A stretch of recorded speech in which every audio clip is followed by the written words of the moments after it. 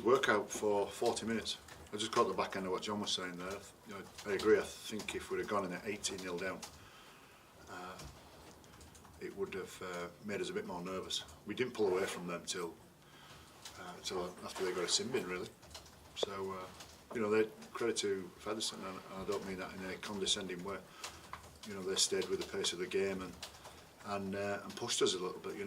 We looked a bit gassed during that first half. So, in terms of, you've got to work out, when you look at a scoreline like that, what did we get anything out of it? Probably not too much for next week. For the second half, we wouldn't have got too much out of it. We scored some really good tries, but to be fair, we're against a tight defence. But certainly for the first 40 we did, we'd have got a bit out of that. 18-0 up after 15 minutes. How impressed were you with the way Featherstone responded to that? So when we're going 22-0 down at half time. Well, I didn't think we broke them down as easy as I would like for that first 20-minute period. We scored a couple of, not lucky tries, but certainly tries that you wouldn't normally score, a couple of kicks and all that business.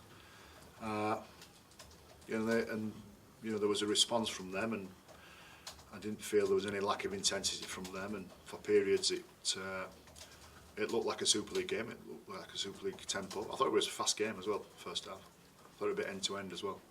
So and we knew, as I said pre-match, we got a decent relationship with Featherstone because they're our dual reg, trained with them, done a lot of pre-season with them, so we know they've got a bit about them. What can you say about the attitude late on, right on the hooter, to keep them to 0? Yeah, it's hard to that's hard to instill, and if it's in there, I said this a couple of weeks ago, it's an hard thing to get into your team, but when it's in there, they pride themselves on it. So it was great to watch. It was a good moment that had they scored Featherstone, it wouldn't have meant anything, and I wouldn't have included it in review. But the fact that we stayed with it to keep them out does mean something to us. So it was good sign. How does it feel to be in the final four? Well, I don't mind saying that it's really exciting. This team, who on occasions were taken advantage of by nearly every team out there because we were nowhere at the races last year, find themselves 80 minutes away from Wembley, and it's really exciting. I'm pleased for the players. We're on a journey, and we hope it looks something really incredible towards the back end of this year. But the Challenge Cup is probably the first sniff of a really good year, and we're 80 minutes away from Wembley, so it's good. Ryan Hall in the centre, has he got a future there? He'll tell you not, but he's going to work his way in, Ryan. We'll start with centre, and then maybe next season back row. Season after that, loose forward, and he will end up as a prop. Don't disagree with you. Brian, you've obviously won the Cup twice in recent seasons, and a lot of the boys would have experienced that. You want to feel that again, don't you?